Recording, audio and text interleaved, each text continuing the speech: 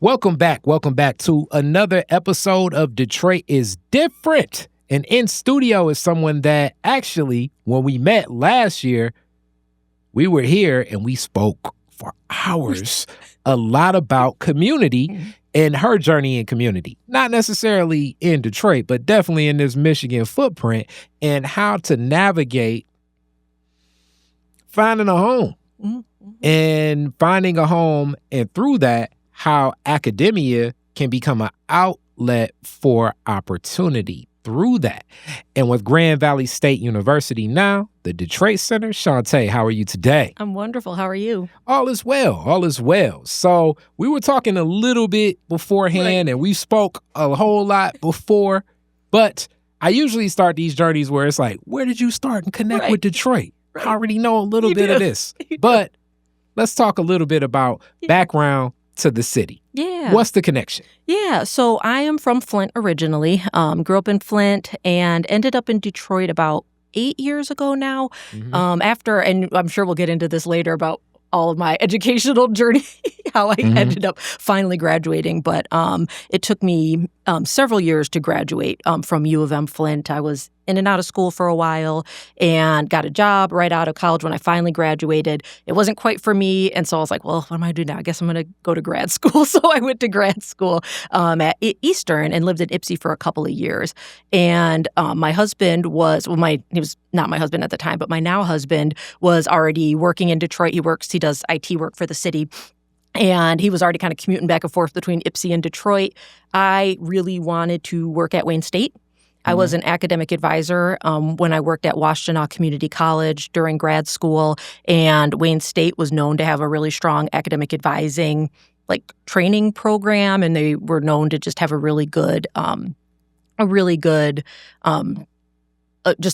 atmosphere for people that were professional academic advisors. And I was like, well, I want to go work at Wayne State. So I started applying to jobs in Detroit, got a job in the College of Ed at Wayne State, and we moved to the city it's been probably 8 years now. Okay. All right. So Flint. Yes. Up 75. Yes, it is. Up 75 with the big Jesus. Yes. Okay, that's how you know you're almost to Flint. Yeah, that's how you know you're almost to Flint. It's a church that has, as far as I'm concerned, the largest Jesus in Michigan. It's got to be, right? What could be bigger? And it's the connection going up north to Flint, and that's how you know you're almost there. So up that 75 journey, what was Flint like for you? Yeah, so I lived in a lot of different places in Flint. I grew up right on the border of Flint and Flint Township.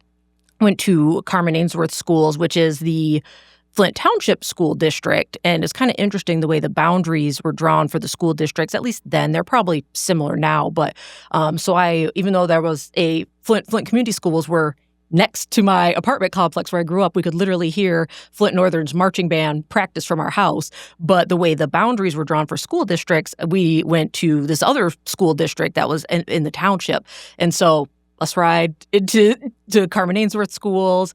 And it was interesting because a lot of people that lived in our community did not go to that school. And so that was kind of where I started out in Flint, was in Sunridge Apartments in Flint, Carmen Ainsworth Schools. And then when I first graduated from high school, I went to MSU for a semester. It was not for me at the time. It was just too big. I came back and went to U of M Flint. And so that's kind of where my adult time in Flint really started, was when I moved back and went to U of M Flint. Okay, U of M Flint. For a lot of people that may not necessarily know, U of M has many campuses throughout the state, like many other universities, like Grand Valley and the Detroit Center and different satellite campuses. But connecting in that journey, what was U of M Flint there like for you in that journey? What was being back home better for you than being in East Lansing? Yeah. So I spent very, very little time. I was only at MSU for a semester before I came back home. And my parents, shortly after I came back, or maybe, it was not too long after I came back, my parents split up. And then so our childhood home, it was a townhouse in an apartment complex, but that's where we grew up, was in that apartment complex. Everybody had kind of moved out of it. So I got to stay at home for a little while when I first moved back, my dad made like a room for me in the basement because my siblings each had like taken over my room. And so I had a room that he kind of put together for me in the basement of our townhouse. And then as soon as I could move out, I did. And so I was I was out on my own. I was probably not even 19 when I moved out, and then never really moved back home until I had some housing insecurity later on and kind of crashed with each of my parents at different times. But yeah, U of M Flint was, so I was at U of, it took me 12 years to get my bachelor's degree. So my first few years at U of M Flint were relatively normal. I lived for a while with who was my high school boyfriend, and then had some roommates and stuff. So pretty normal stuff, going to college and student clubs, student government. I was a pretty involved student. And then the recession happened in when it was at 2007 or so. I was working at a childcare facility that I had been working at for years, since 2001. And so now it's 2007 or so, right?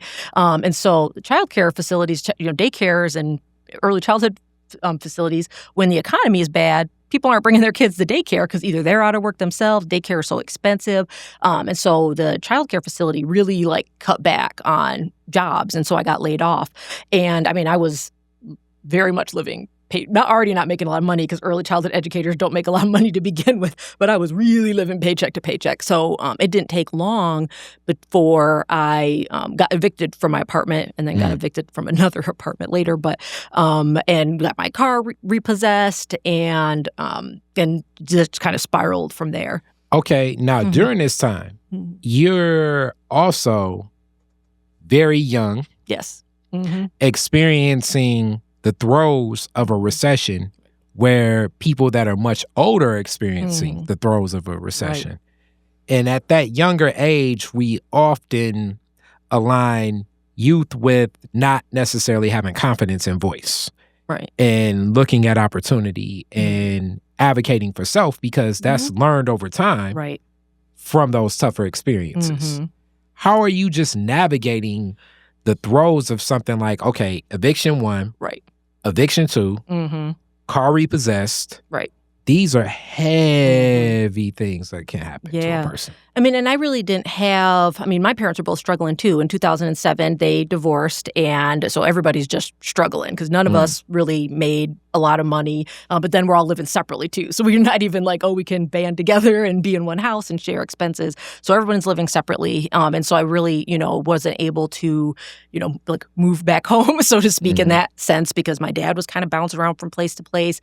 My mom had been, moving to different apartments. And so everyone was just really struggling. And I was not good at advocating for myself. I remember I started to apply for unemployment after I first lost my job. And then I didn't even finish it because I was like, I don't even know how to do it. I was like, I don't even know what to do. I just didn't even have a sense of how to navigate that. I also wasn't good at advocating for myself at school. And so now, it's interesting. I moved. One of the reasons I wanted to work in higher ed is because I had so much trouble navigating this as a college student and had some advisors early on that were not very helpful. And then when I finally did come back years later, I had an advisor that was really helpful and helped me sort of navigate some of the appeals and processes and procedures that I needed to do. But at the time when all this first happened, I didn't even think, I just didn't ask for help. I didn't tell anybody. I was just bouncing around. I'm couch surfing. I slept in my dad's basement for a little while. He kind of had a stable house he was renting for a little while during this period, and I was living in his basement. But then I'm just going to school like things are normal. And it's, I'm like, it's not normal at all. And as you speak that, it's so many students in college, but even in high school, middle school, elementary, where these realities are very present. Right. What needed to be that gateway for you to open up to that advisor that was more open? What did they provide that so many others just didn't see or connect with you? Yeah. So I think part of it is just someone that can help you with some of the practical stuff too, because at the end of the day, I always did want to go back to school. There were some things that I could have done early on to make it easier for me to come back to school later on, if I would have withdrawn from classes properly, right? But I just didn't even understand. I was a first-gen student, so this wasn't even something my parents could really help me with. And so having someone that just could kind of like see when you're getting in trouble. And this is one thing that when I became an advisor later, I was really big on. But there were clear signs that I was in trouble. And if the university could have tracked it in some way, and now this technology exists in a better way than it did back then. But I was a dean's list student for years. And then I failed a class, or failed a semester. Failed another semester. So now we have these programs that can help kind of help track like falling GPAs. Because when you have a high GPA, it can take many semesters before you get down into like academic probation territory. But by then, like you failed a lot, and so it took a really long time before I got on anybody's radar. But I was skipping class, right? And I imagine, and also when you're in college, for any of my high school students that watch this, because in high school I may have had a day or two, a day or two with the absence, but in college you're not skipping, you're spending money. Yes, yeah. So every class you miss, and that seems, in a freshman mind, you're thinking like, oh, I don't even got to show up. Yeah, your college professor is not going to call you. It's no what is that?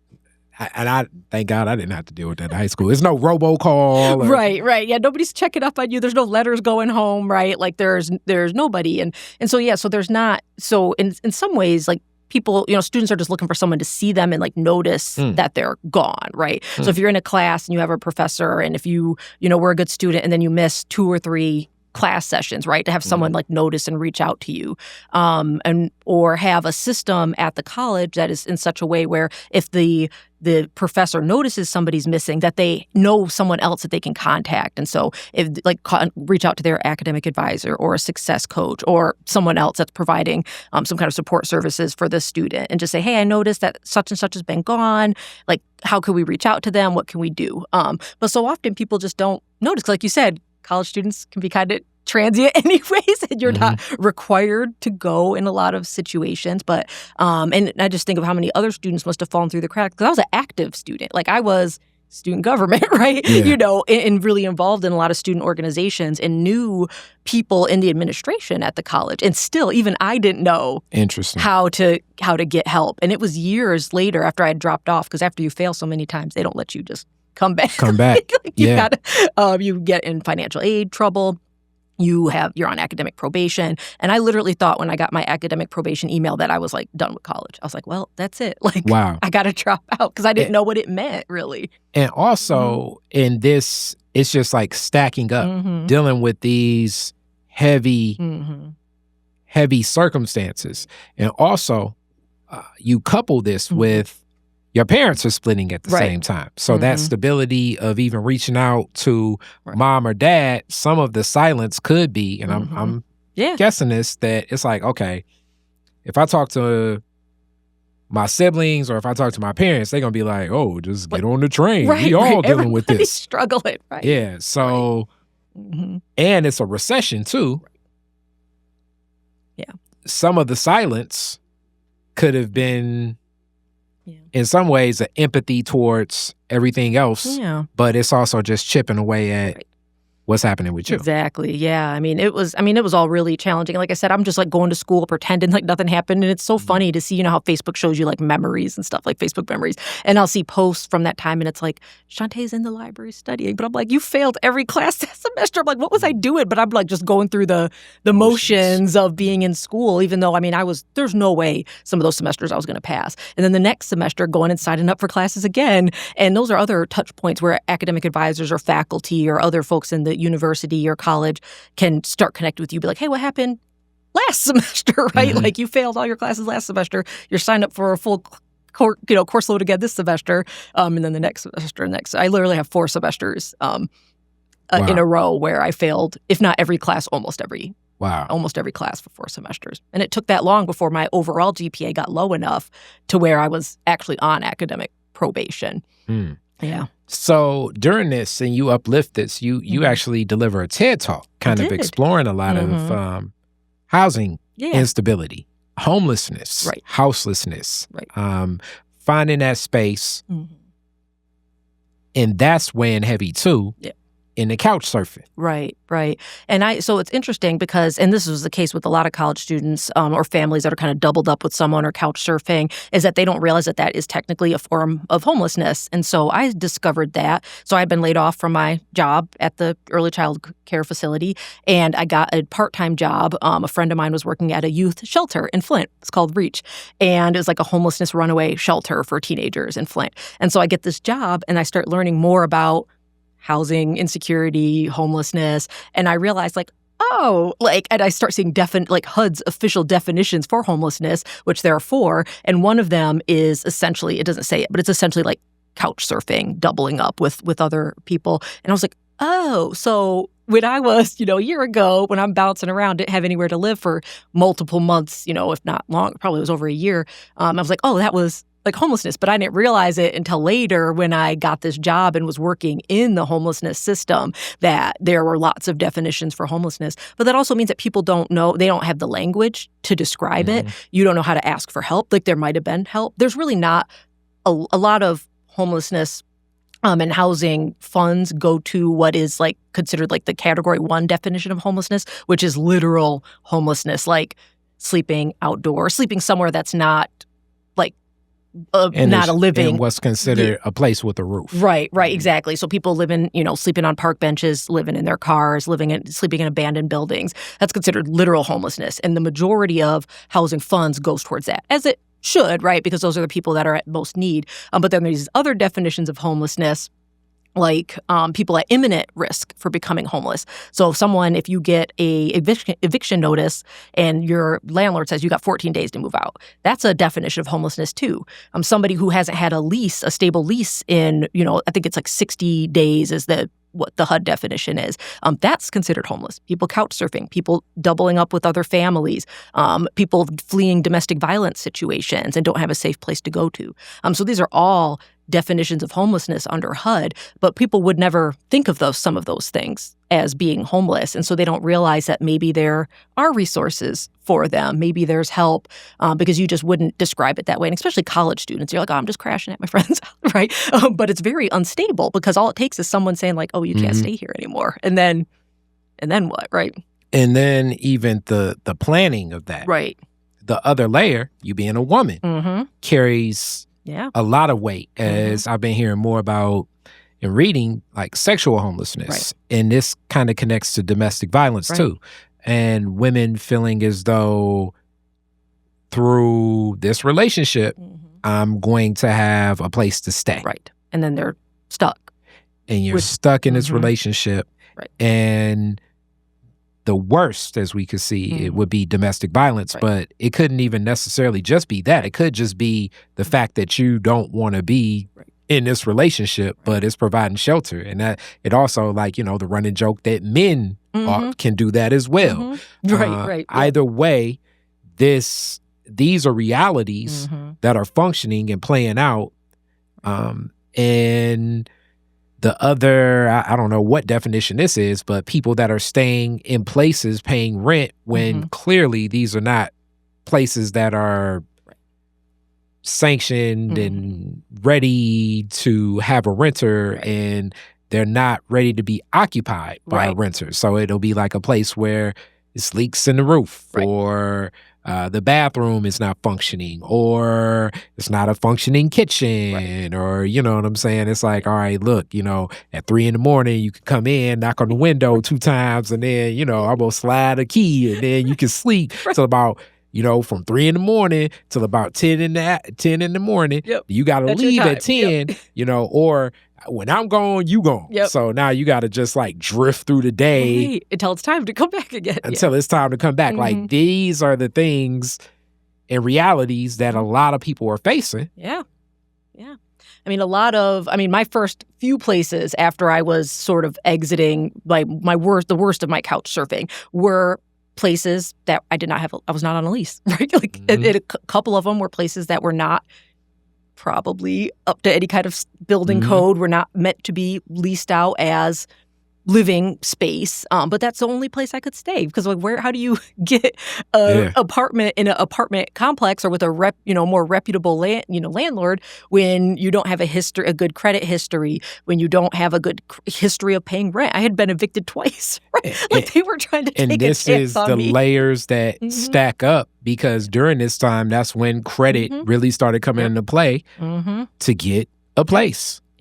And not only credit is back to like, okay, if I've been evicted once, I've been evicted twice, to climb that hurdle and get that security deposit and first month's rent, it's like, oh, man. Yeah. And I still was not making a lot of money. I was working at the shelter. I mean, that was another field that's not well paid. So at least I had a job, and I was eventually able to go back. The child care facility where I worked opened back up again, and I was able to go back to that. So I'm working like 2 low-wage jobs, but I was working at least. But yeah, I mean, it took me years until my credit was in such a place where I was able to get my own lease again. But it took, honestly, and I was very lucky to have this, but I took friends that I was roommates with to get the lease in their name at first, and maybe the lease is in both of our names the next time, and over time. And this is the other, as we say, the cost of being poor. Right. Because the workarounds are going to cost you more. Right. All the time, even when it comes to, it's so funny. It was a guy I interviewed a couple of days ago that was big in the market of, he was creating computer programs around payday loans. Oh. And it's like, okay, well, any person would think to themselves like, why can't you just wait 13 days for your paycheck? Why would you take 30%? Why would you give away 30% of your paycheck so you can get paid today? Right. It's just. And then you select the communities that those payday loans are in. Yep. And it's like, yep. They know what they're doing. They're strategically located in cities where they know people are desperate. Mar-a-Lago, I'm sure, has no payday loan. Yeah, they are not. Yeah, they are not looking at communities there. But I mean, I did that. It's just, I kind of almost had forgotten about that. Like that was a component of that. I mean, I was like selling stuff at pawn shops, right? You do the payday loans. I tried to stay away from that as much as I could, but it wasn't possible. I mean, I didn't even have a bank account. And now it's like a little easier to function in life without a bank account, but with Cash App and certain other things. But this was 15 or more years ago, and so it was very difficult. Like, how do I even cash a check? It costs money to cash a check. I mean, everything costs more money. I could never afford to get my tags renewed or insurance, and then insurance companies don't want to take you because I'm just signing up for insurance just to get my tags renewed, and then can't stop and pay it, and then eventually. It costs so much more to have it, and then you get pulled over, which I did once, and then get my license taken away, and then had to pay to get it back. Had to fight that again. Everything is just expensive. And I mean, I had a car. I had after my car got repossessed a few years later, I used student loan refund money to buy a 92 or 94 Chevy Corsica. Car's probably 20 years old, and I loved it. But the fuel pump went out on it. It would have been like a $400 fix. I'm like, I don't have $400, right? Like, just literally don't have $400. And so I left it sitting in a parking lot nearby because I lived in kind of Flint's downtown area, and so there wasn't I didn't have a place to put it. So I left it in this parking lot, and then it got towed. And then, of course, now it's in the impound lot. It's costing more and more money every day. And I couldn't get it. I couldn't afford to get it out. And even if I could have gotten it out, I still couldn't afford to get the thing that was fixed. I had to pay them to keep my car, just to be able to get my stuff out of it. I just never forget. I was like, I cannot believe that these fees, I mean, the car itself only cost like $900 to begin with. You got this $400 repair, however many hundreds of dollars I had accumulated in impound fees. And then I had to give them money to keep my car. It's just wild how much it costs to be poor. I mean, and all of the other things that just start making sense when you're in communities like this. And this is where, like I say, there are so many different realities in America, but communities like mine, I'm understanding. Like, a lot of, it's like, okay, I'm going to go to 5 plasma centers today. Right. And it's like, for real? It's like, okay, I can go here, I can go there, I can go here. It's like, man, you're going to be I won't pass nauseous. out until I've been to 4, right? Like, people know what they have to do to, to get around it. And it's funny because when I, eventually got, more stable, finished school, I was on a committee that worked with students, and so I'm already in a professional in my career at this point. And we were starting an emergency fund, and for students that have emergencies. Yeah, have emergencies. And I'll never forget, there was someone on the committee who, I don't remember what his job was, but was very disconnected from like the realities of students, particularly poor students. And we were saying like some of the things that we might use the emergency fund for, like paying insurance, car insurance or whatever. And he was like, who wouldn't have car insurance? Like, who's driving around without car insurance? I was like, lots of people.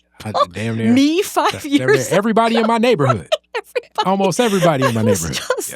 I was just so shocked. And it took me a while before I was comfortable being in those spaces with, because I was still older, but still younger than a lot of people in the room. But, and they would always tell me like, oh, we're glad you're here to like mind everybody else. This isn't the reality for a lot of people. Yeah. And that's the other connection of these different realities for folks. I remember clearly, vividly, it was a forum years ago that this is even before he was on city council. So this is definitely before he served some time. Right. But Charles Pugh is speaking on a panel where he's like, even at a young age, what I do is I get a check and then save a check. That's all you got to do to get savings. And I was like, to have the luxury of making a paycheck and just putting it away is a luxury that, and I've talked to so many financial strategists and theorists that it's like you're not understanding of communities like mine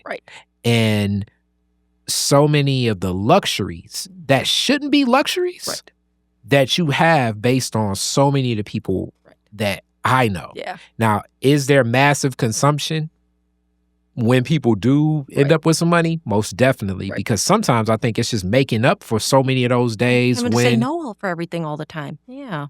And people deserve to have nice stuff, even if it's not the best financial decision. But whenever I hear stuff about financial literacy classes, I'm like, that don't mean anything to somebody that doesn't have any money. When you don't have any money, you can't plan or budget. It's hard to think through from that lens. And I know where they're coming from, but it's like I say, have you ever gone to 5 plasma centers in a day? You haven't. You don't know. then you're not understanding. And it's like, okay, I'm going to slave 2 of these plasmas from here, and then I'm going to spend these other 2. No, it's like this thought process and making ends meet. Right. So it's like you're paying, like people, putting $4 worth of gas in your car, right? Like, because that's all the money you have. It's just, people don't. With a mix of coins and cash. Taking back bottles to get a little bit of gas, and that's the reality for so many people. But people just have it's just invisible to them. And now I'm, in obviously a very different financial situation than I was then.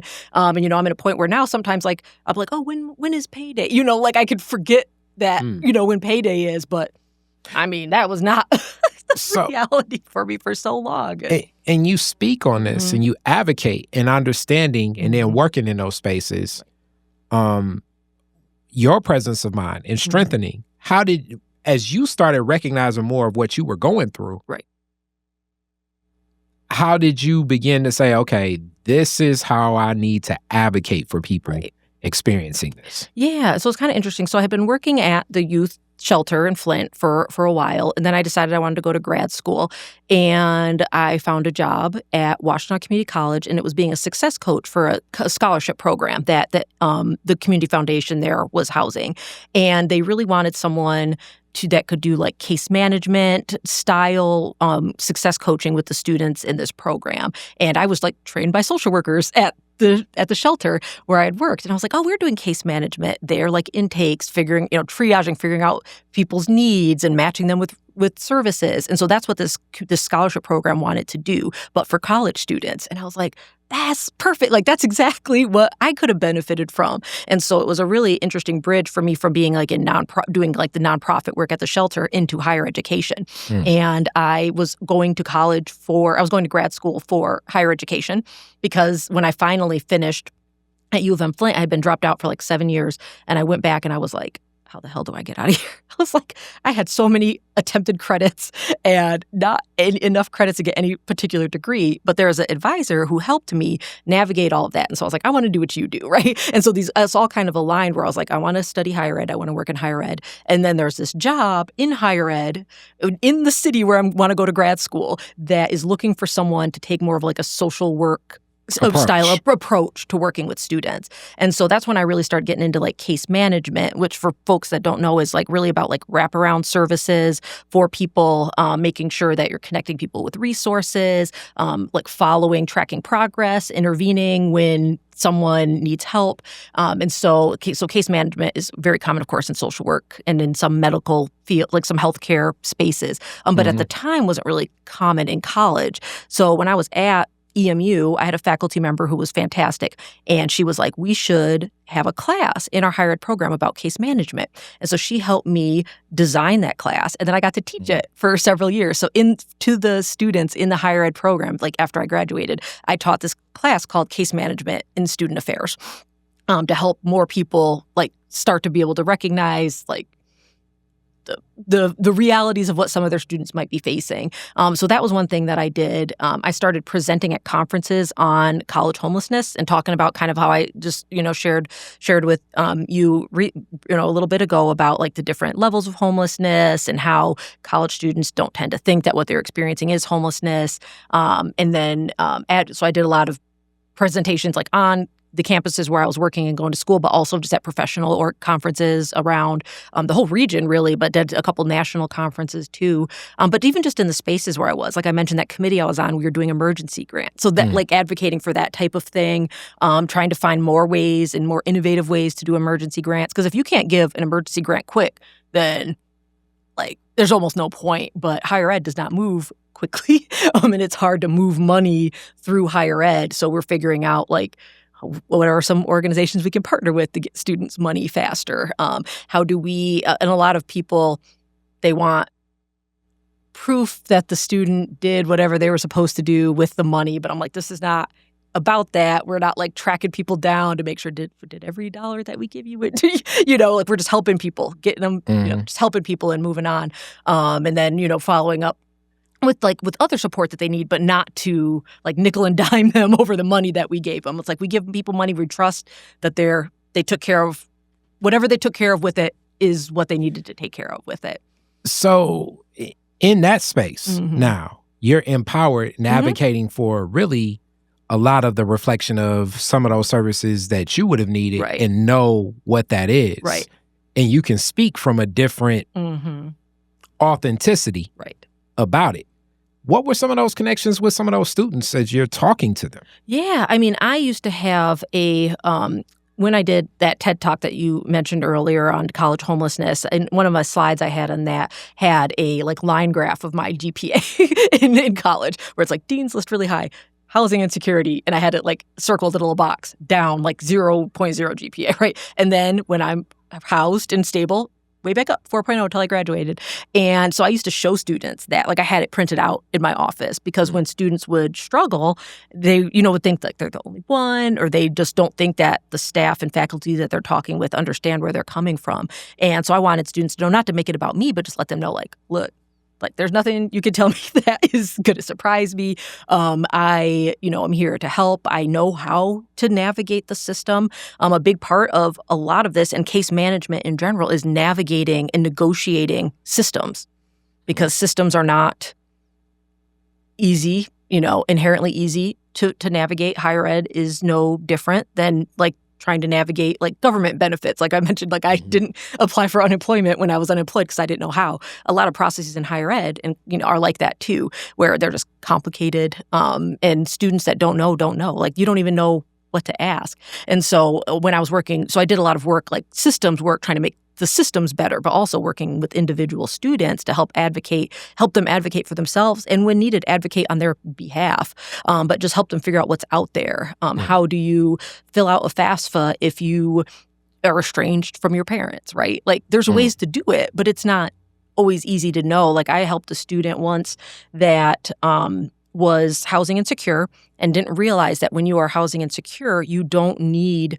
your parents to fill out their part of the FAFSA. There's like a letter you can get. There's a lot of ways to do it to like show that you're independent, but you can get a letter from like a shelter saying like, yes, the student is, should be exempt from having to have their parents' information on the FAFSA. And so I'm working in, some housing spaces, on committees and stuff like that in the city, and just called someone or emailed someone that I knew and said, hey, like, can you help me with the student? They need this letter. And they had to talk to them. Of course, they didn't just do it, but they talked to the student. We got the letter, turned it in with their financial aid, right? But that's something that, like, how would anybody know, right? Like, it's not easy to figure that stuff out.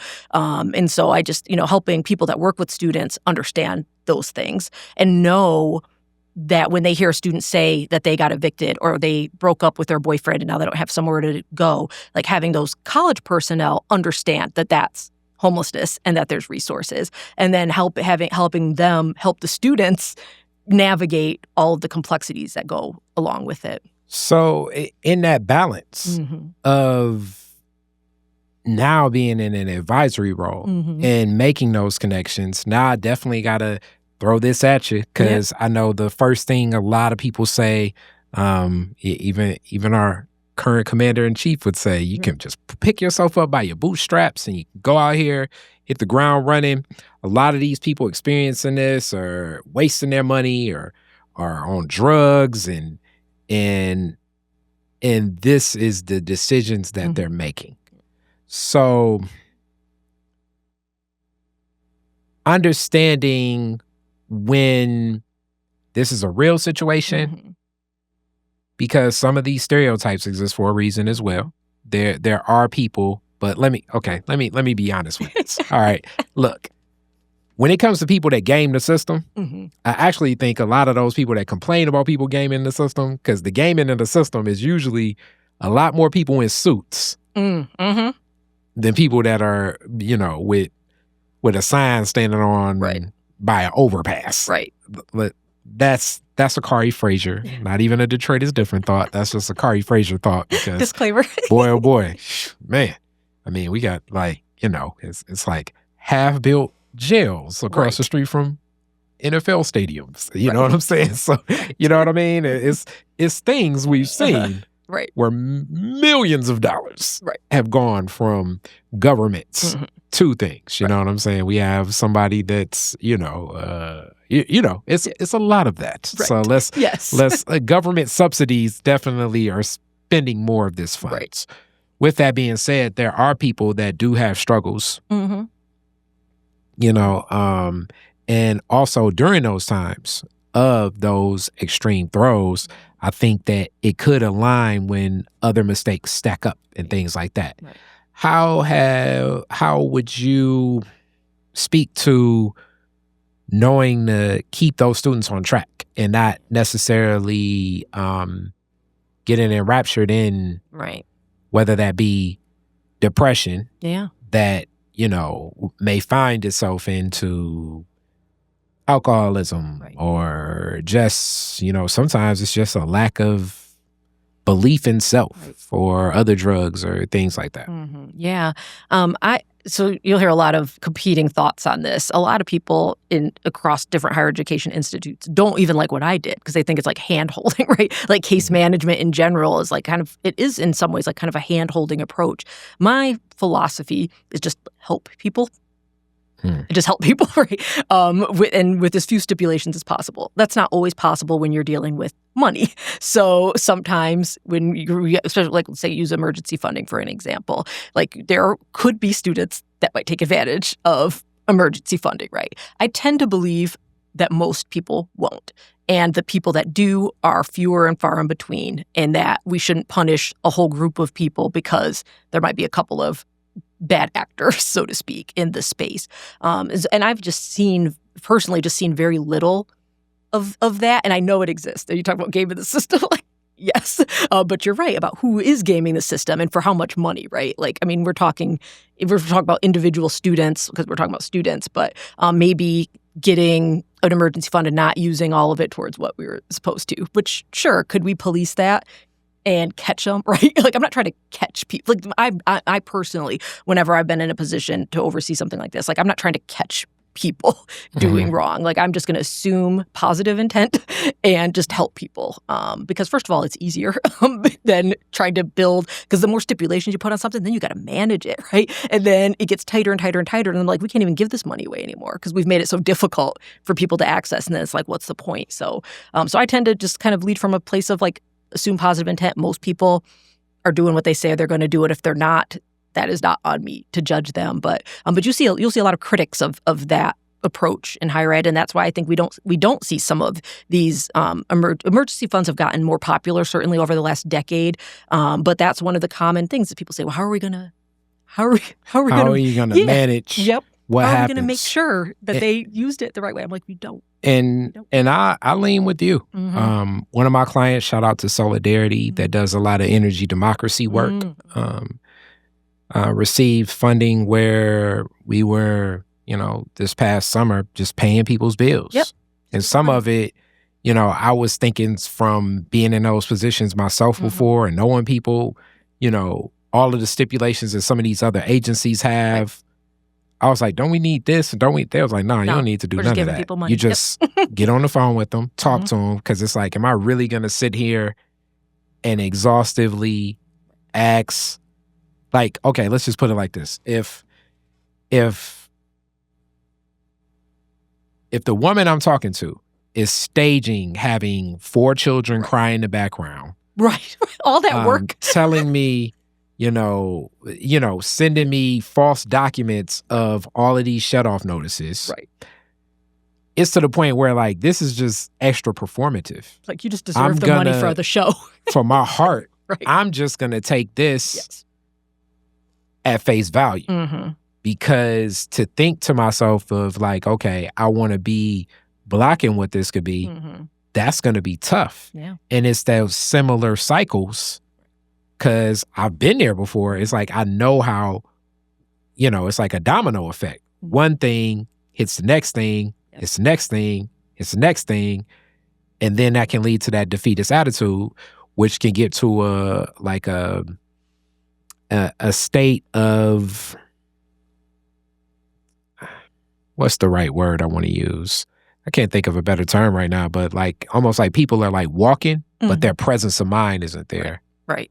Because they want to take away like whatever emotion or feeling, because you're going through so much all the time and you're so far away from any solution. Right. I don't know if you all ever faced debt like that, where it's like you down so much, you got $100, but you owe $2,000. Right. So it's just like avoiding all the phone calls. At this point, what do you do? At this point, I'm better off giving this $100 to somebody that can appreciate it more, because it's not even a dent, right? Yeah, yeah. It's interesting to think about just giving people money. So Kari, that I served on 2 different continuum of care boards. And so, folks that don't know what a continuum of care board is, it's a continuum of care in general is required by HUD for communities that receive HUD funding for housing initiatives. And a continuum of care group is meant to help a community prioritize their housing funds, and the continuum of care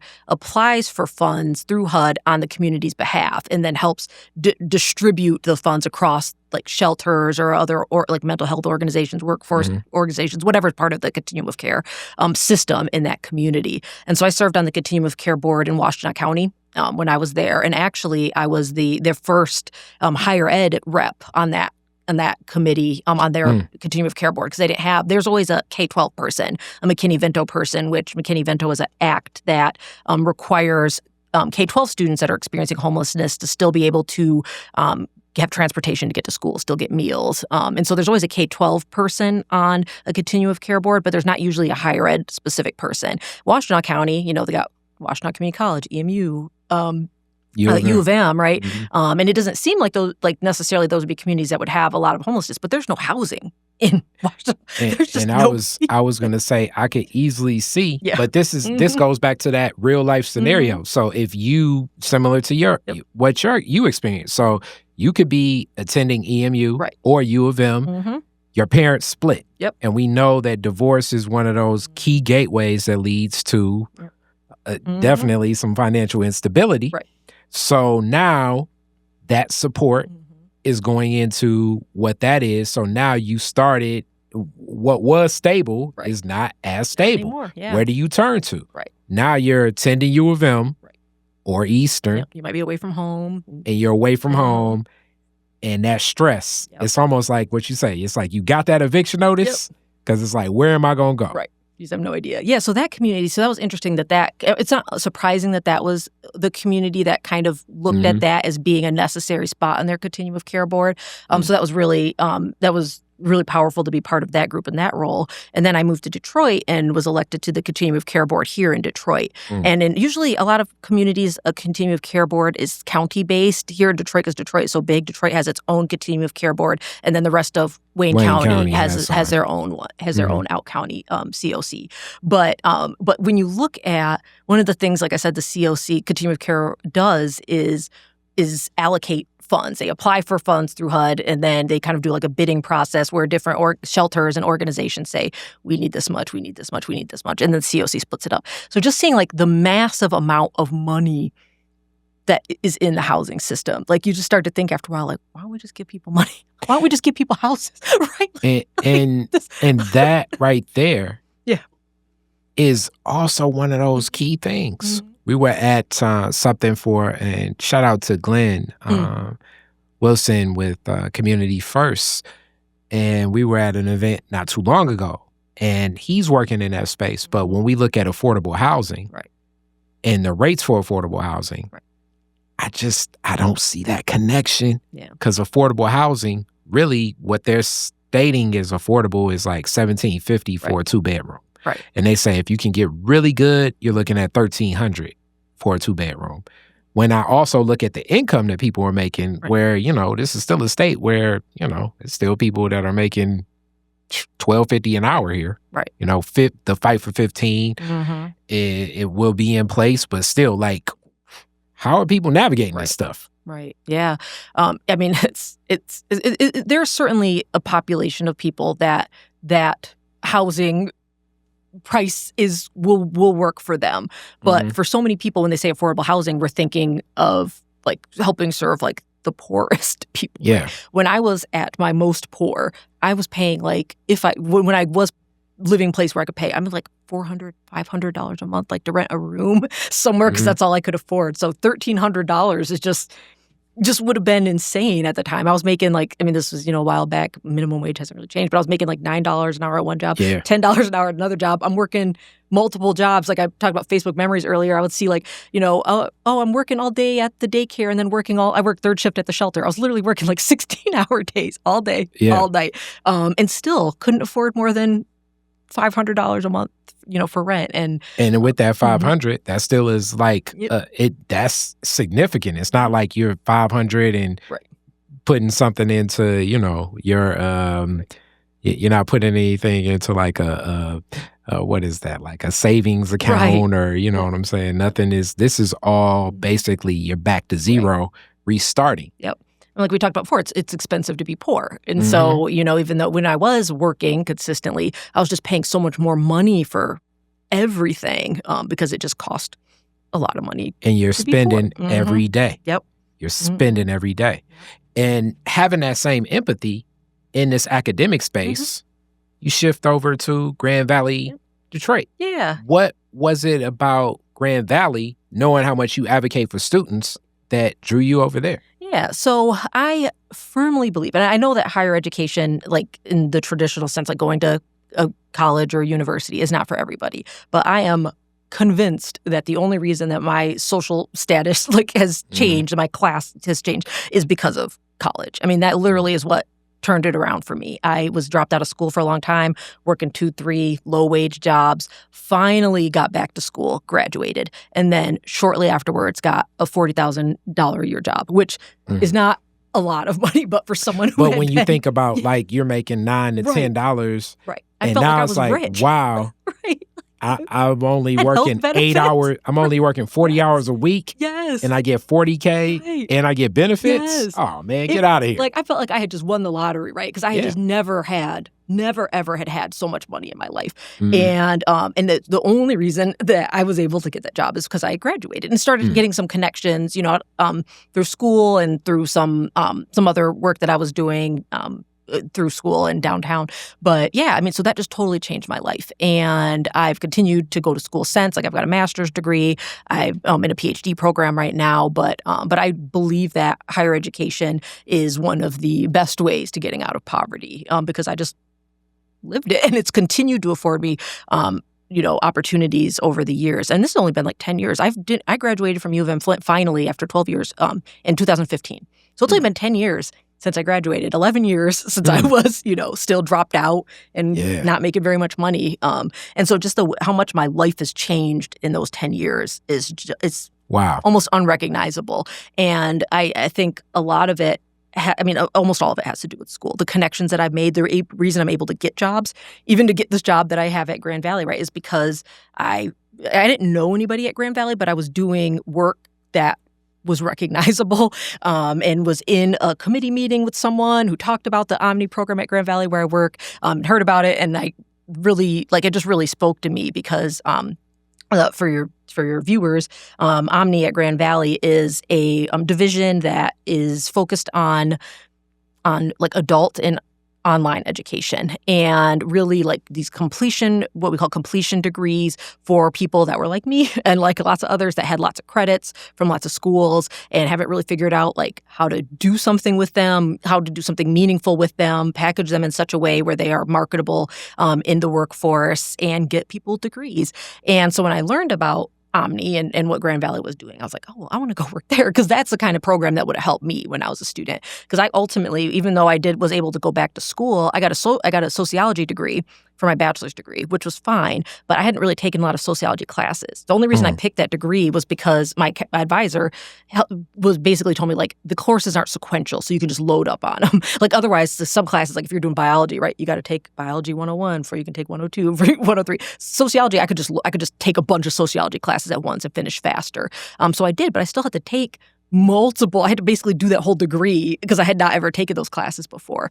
But when we talk about adult-friendly completion degrees, then they are meant to help use as much of your prior experience and knowledge and learning as possible, because that's what all college is supposed to be anyways, is a proof that you've learned and that you have expertise. But people come to college with expertise and knowledge and learning that's happened in other places, whether that's in other majors, other colleges, in workforce, in life, right, through community volunteer work. That's not nothing. And so being able to use all of that to further someone's formal education and work towards a degree was just really powerful to me. And I was like, I want to go work there. So I want to do that. And here I am. And very much so. I could say that college is one of the few places where, at least my college journey, because I was definitely big on oh man, school is for suckers. Right. And it's no. But it definitely at earlier iterations, the connection, because college is so different than high school. Right. It's one of the few places where I could challenge my critical thinking skills with so many of these professors. Right. And have a platform and voice to unpack things. Right. It's no other place that I can definitely tell you that, even because I've been there, where I'm sitting in rooms and we're working on group projects, because it's a lot of group projects in college. Right. I've uplifted that before. If you don't like group projects, college is going to be tough for you. Right. But the reality is, if you don't like group projects, work is going to be very tough for you. Yeah, exactly. Right. So it's college mimics the work. In some ways, mimics the workforce. Yeah, very much so. And it levels the playing field, where now I'm working with, in Macomb's federal government contracting manager, and managers of bank branches, and then just, somebody that works at CJ Barrymore. We're all in a level playing field. And would I be in rooms with these people in other spaces? Yeah, definitely. But we're not sharing and connecting the same way. I'm definitely not connecting with some of my professors that, have led full divisions of marketing and Ford and things like that, and General Motors, and just seeing how they're looking at focus group questions. And then I can see that. It's just an immersive experience that I think, from the social dynamic, for me, is very deep. And it's funny you bring up sociology, because those were some of my most in-depth thinking of anthropology, culture, people. It connects, and it's a good you can touch base here, get a good introduction here, get a good introduction there. And I feel like it teaches like a base language for a lot of different things in life. Right. So now when we even get into a room and you say things like, classic like business stuff. It's like, let me get a SWOT analysis. Right. You know what I'm saying? It's like everybody's looking around like, what are you talking about? Right. Yeah. But now, I guess with Chat GPT, right. Almost anybody can. But technically before, but even to know what an effective SWOT analysis is on your feet, you can already go through, okay, what's the difference between, a strength and an opportunity, right. a weakness and a threat? Yeah, why contribute. Was this matter? You know what I'm saying? Yeah. I mean, the sociology ended up being a really good degree for me, even though at the beginning I was just like, how do I graduate quickly? But another unexpected the thing from college that really helped me in the workforce was I was on student government. And student government runs meetings like kind of formally using like Robert's Rules of Order. And then I, in years later, when I was, moved into my professional life, I served on a lot of boards, like boards of directors and stuff. And where they also use some of this Robert's Rules of Order. And I was like, if I wouldn't have been on student government, I would have I already felt a little out of place, and early on, a lot out of place in those spaces. But I would have felt even more out of place in those spaces if I didn't at least have a basic understanding of what running a formal meeting looked like. And so I was just so grateful, because where else do you get to practice that, right? Like, I don't know. You don't get to practice that. I'm always speaking out of line, not through the chair. Right. The parliamentary procedure. Exactly. But yeah, like I got to practice it in college. And that was just really, and I didn't know it at the time. I just ran for student government because they were like popularity contests, basically. And we were just like, nobody else wanted to run. We're like, oh, let's do this. So I had no idea then that it was going to be something that, 20 years later, I would look back and be like, that was really valuable, actually. And that I still, recognize things when I'm in meetings. I'm like, I learned that for the first time in student government in college. I would have never known. It's opportunity. And with those opportunities, the Detroit Center, Grand Valley, and it's more, for me, it's about the people. I think it's in a historic place. I always still consider that the Barton space, the Barton building. Along with that, what it's going to, like, continue to give access. Like, they partner with Detroit is Different. So you already know. Detroit is Different's doing all types of different creative stuff. And they're like, yeah, we can do that. Yep. So that's already like unique. And shout out to Elizabeth Russell. She was the first person to connect us over that way. But the relationship continues to build, and to just know that space to be creative and try new things, to welcome Detroiters. And so many of these Detroiters that I think similar to you, similar to where I was. I had a couple credits from Lewis College of Business that people were able to navigate, but to know that it's a program that's specifically set up where you're not thinking to yourself like, it's like, I got to dig that up. I think I may still owe them. Right. I didn't defer my loan the right way. Will I be able to get some credits for this? Who's going to help me with this? To know that it's a program like that, and willing to say, okay, all right, you took this certification through work. We can add a little bit of credit here. You have these 7 credits. You think it's too long ago. Right. Because that's the other thing. People are always thinking that college credits will expire. Right. Or, I went to this college and it's in Arizona. Then I took a class in Tennessee. Then I took a class up north Michigan. Right. Can we combine all of this stuff? Right. The answer is yes. Right. Yeah. I mean, that's one of my was when I was a academic advisor, that was one of the things I loved to do the most, was like puzzle piece people's degrees together. But you were limited into what the degrees you had. And so one of the things I just really love about what Grand Valley is doing is that we have these flexible degrees that are, like you said, they're designed for this. And so it's not like, oh, how do we sneak around and, try to figure out a way to do this? It's like, no, that's the point. That's the point of this. And I just think that's really, I think that's what's needed. And there's, some in the higher ed world, like there's sometimes some criticism of completion degrees because, I don't know, people think they're not as rigorous or whatever, or don't align to a job. But that's why you don't just do it in a vacuum, right? Like you make sure that if you have someone getting a degree in integrative studies, let's say, for example, that we connect them with an employer to, and do an internship or do some project with an employer so the student can really figure out how to market themselves and their degree to an employer. For me, it wouldn't have mattered if I had a sociology degree or an integrative studies degree or a liberal arts, generic, right, general studies degree. Like, I already knew I wanted to go to grad school and go, anyways, I just needed a bachelor's degree in something. And it wouldn't have really, I liked that I studied sociology because it was really interesting. But as far as like what I wanted to do next, it wouldn't have really changed. And that's the case for a lot of people. People are like, I know what I want to do. I just haven't finished this degree yet. And to start over again with another program is just not feasible. It's going to be too tough. Take too long, be too expensive.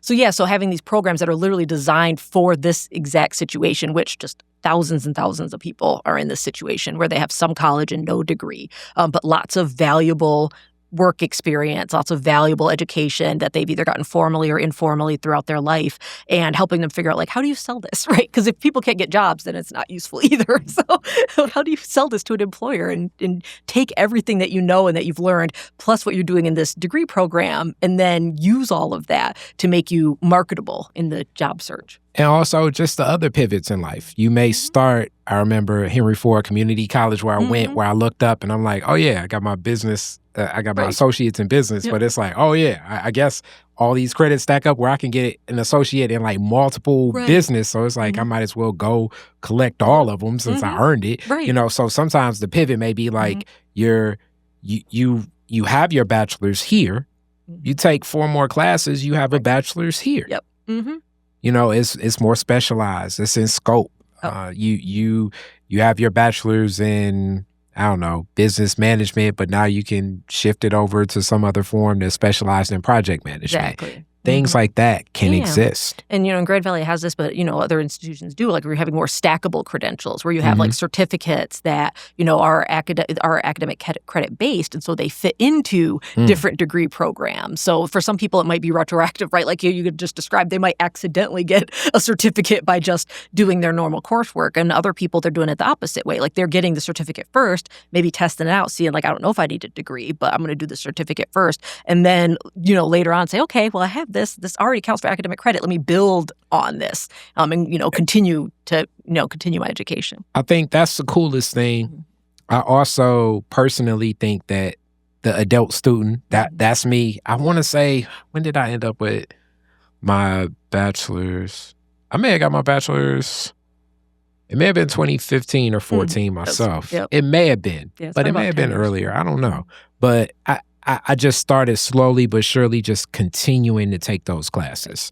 So for the person watching, I know that's how I did the approach. It was just like, take 3 or 4 classes, just hack away at it. I mean, the CARI college system was this. I would go the first day. I know a lot of times, sometimes people say, the first class don't matter. First class matters all the way for CARI, because that's when you get to know the professor. Right. That's when I get that syllabus. I pull out my phone. I started putting in test dates, when projects are, what are the groups. I circle everything. Right. And that was where, like, I kind of started, from the syllabus, I worked out how I would approach college classes and how I would take classes. Right. And I just slowly but surely continued to hack away. Right. Hack away. Hack away. Yep. Hack away.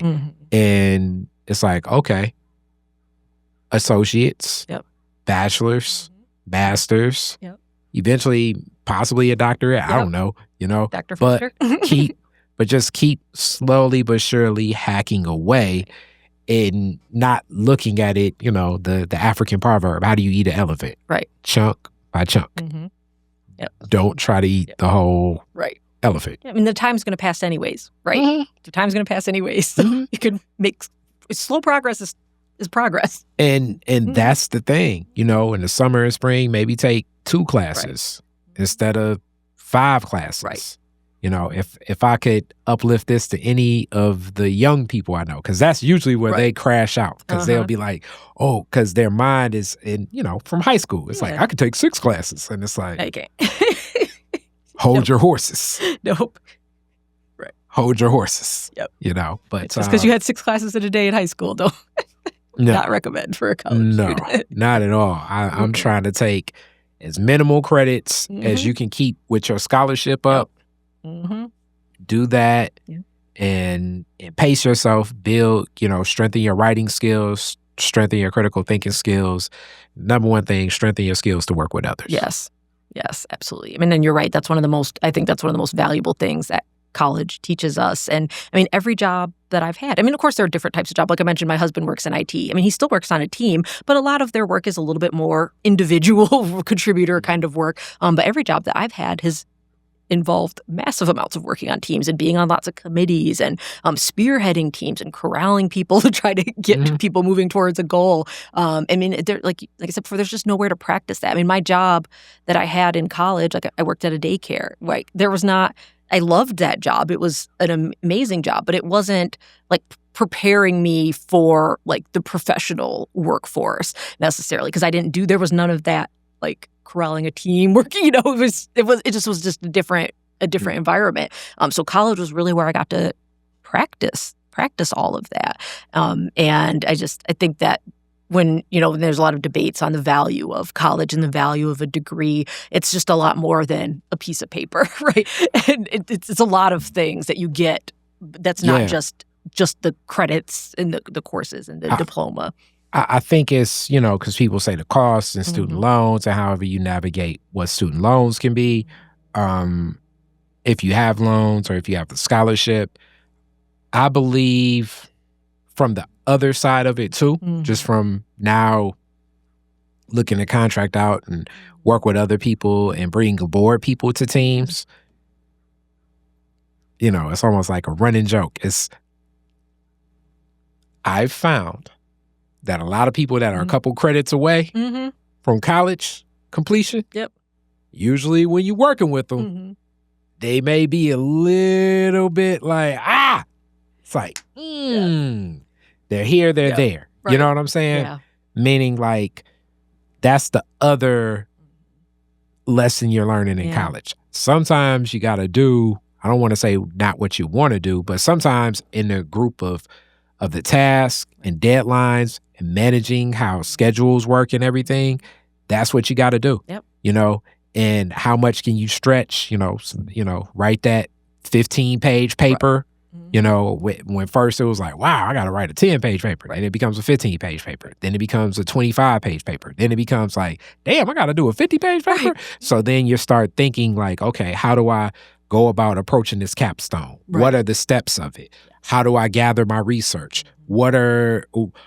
How a lot of these are skill sets that are like a little Mr. Miyagi into other forms of work that I'm still doing now. And people may say, oh, okay, it's just video. But nah, a lot of this stuff is on paper. It's meeting with people. It's working. It's having the deliverables. How do you follow up when things aren't ready? How do you communicate? You know what I'm saying? Yeah. I don't want to meet at Panera Bread with all y'all. Right. You know what I'm saying? So and since I'm not going to come to Panera Bread, I got to negotiate with the rest of the group. Like, okay, I'll do what you all don't want to do. I go on and give me I'll do the regression analysis. Right.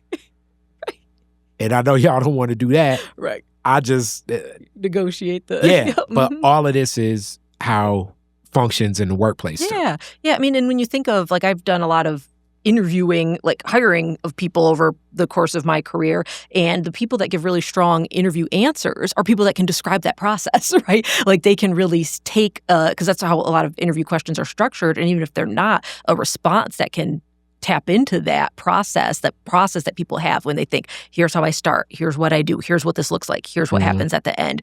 That's really valuable to a hiring manager or, just a supervisor, someone conducting interviews to hear like, okay, like I get it. Like that's what you would have to do that here, right? And even if the content is different or whatever, it doesn't matter. That process of work, right? Because that's essentially in all these projects, especially a lot of creative differences, Detroit is different projects, they're new, they're fresh, they're unprecedented. Right. So it's clearly not going to go as planned on paper ever. I think even if it's done for 100 years, that never happens. Right. What you want to know is like, okay, what will be the decisions? And really, Now I'm getting to the point where how much time and how much money will this cost in it? Right. Can I entrust in you that your decision-making ability will deliver upon a best-case scenario, even if everything else falls apart? Mm-hmm. Yeah.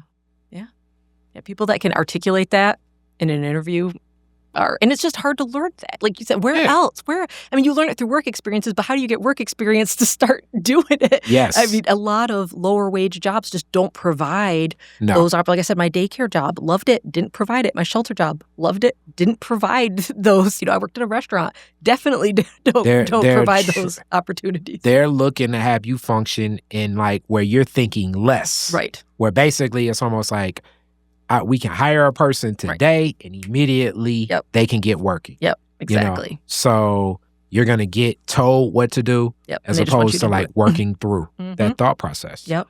So it's great to have you here in studio and definitely at the Detroit Center. Yes. It's going to be some partnerships coming soon. I don't want to spoil anything, but just know this. Some exciting stuff. It's going to be some really cool stuff coming. Really cool stuff in 2026. Detroit is different. Grand Valley State University, we've already collaborated before. It just expands. Yeah. So, and I like to say yes as much as possible. So that's why this job is so fun for me too, is that like I get to say yes and figure out find a way to say yes. Like, you're like the Jim Carrey movie. With, who was in that? I forget that guy. The motivational speaker. Yeah. Tony Robbins. Yes. Yeah, I was going to say, that was going to bother me for like, go to sleep. I could picture the scene in my head. Right? Yes. Anytime you're in a space where you can say yes and be innovative and be creative is an exciting place to be in. And I think that, Grand Valley's, leadership right now is just, wants to do something different. And Omni was created to sort of be nimble and to be able to work quickly and build partnerships quickly. And like I said earlier, like higher ed sometimes moves things in higher ed very move slow. Institutional.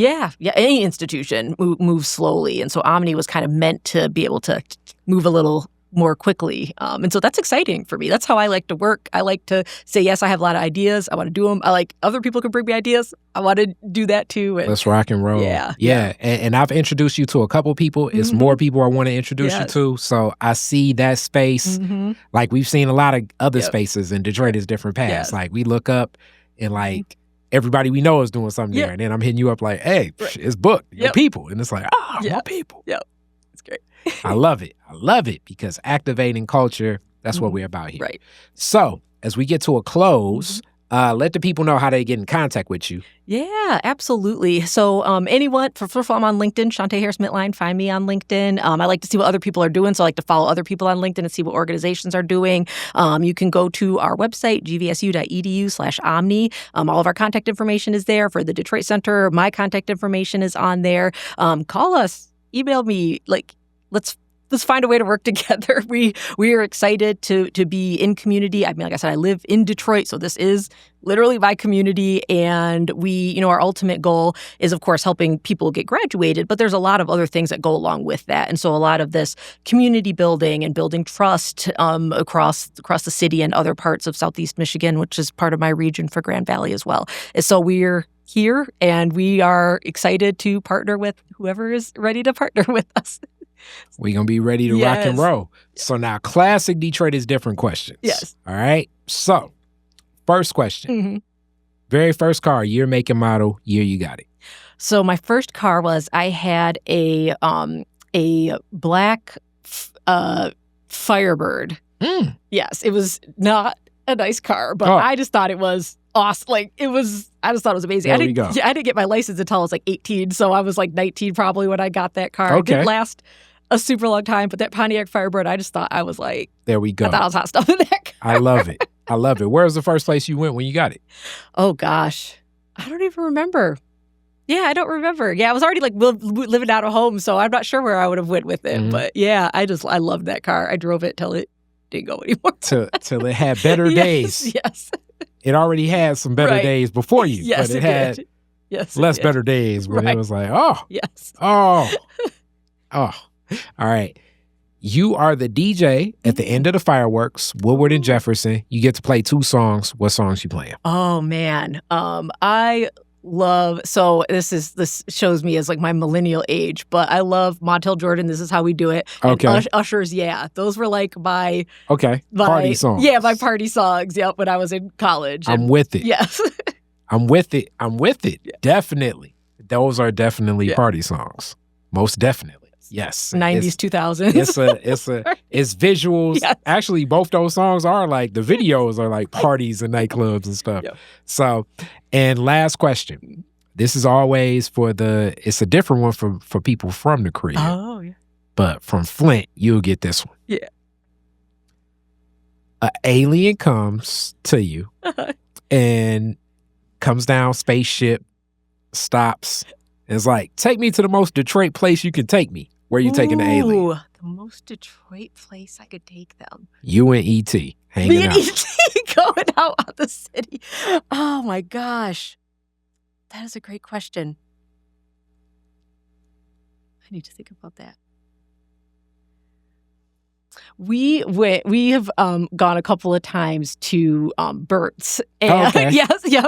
And just everything about, I mean, I've been there multiple times, but just recently we've been there and just kind of like eating good food on one side, people doing karaoke and dancing on the other side, people just kind of walking around chatting, shooting the breeze. And it just felt like, just being in that space felt like a lot of different things about Detroit, but all in like one building. Burt's is very Detroit. Very Detroit. Yes. Yep. Burt's. I think you get like a whole, Yes. You get some blues. Yes. You get some soul. You get soul food. Yep. You have people like dressed to the nines. You have people like really casual. Like it was just every all like day type of Detroiter. The smokers going. Yep. The alien E.T. may get into an argument because he's taking up too many parking spaces. But we all for it because people be like, oh man, look at the spaceship. Right? Yeah. Got a spaceship out here at Easter Market. Yes. Yep. This deer gonna come outside like, hey, you gotta park around the corner. Go on, E.T. Yeah, but that just like that space, just feels like a lot of parts of Detroit like coming together in that one space. So I love it. That's a great space. Speaking of which, I need to get to Burt's one of these days. Yeah, I haven't been there. It's been a couple of months, but my son had a good time. He's just dancing around. And it's nice too. He doesn't like a lot of loud music, so it's nice that we could be like eating on one side. He gets to hear the music, dancing, but not like in the loud part. But understood. He loved it. We had a good last time we were there, we had a really good time. I love it. Yes. Thank you so much. Thank you for having me. Thank you for having me. It was a pleasure. It was great. Thank you. Detroit is different. Peace.